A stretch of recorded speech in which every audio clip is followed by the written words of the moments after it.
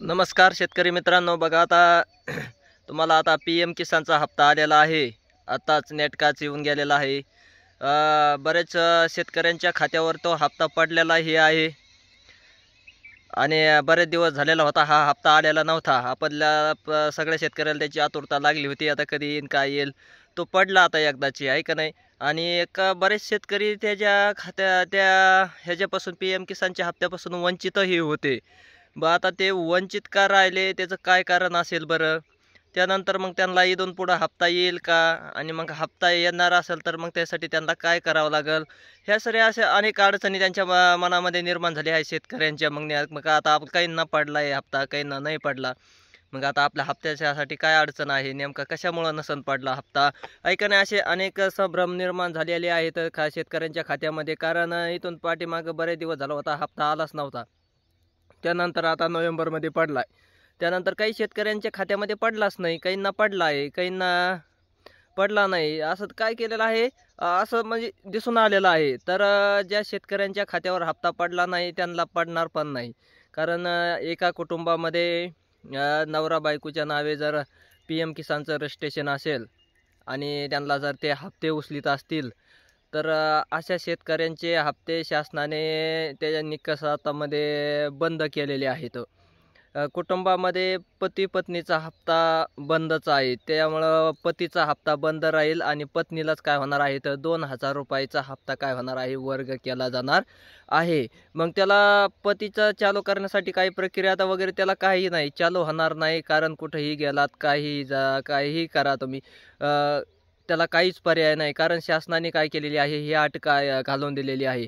आणि त्यामुळं मग तुम्ही कुठेही गेलात, काही कितीही हप्ता पडण्याचा प्रयत्न केला तर तुम्हाला हप्ता येणार नाही. कारण हे शासनाने काय केलेले आहे, तर नियम लावलेले आहेत, नवीन नियम काढलेला आहे.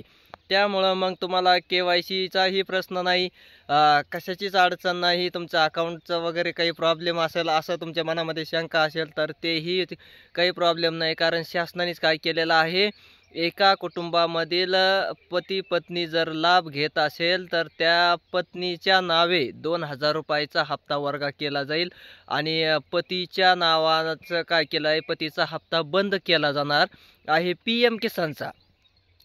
त्यामुळं मग तुम्हाला त्याला काही ऑप्शन नाही सध्या तरी हप्ता पडण्यासाठी. आणि जर परत काही नियमामध्ये काही बदल झाला तर काय होईल, परत तुम्हाला हप्ते चालू होतील. पण सध्या तात्पुरते काय झालेले आहेत, तुमचे हप्ते बंद झालेले आहेत. शक्यतो काहींचे कायमचेच बंद राहतील असं शासनाचं आदेशच आहे.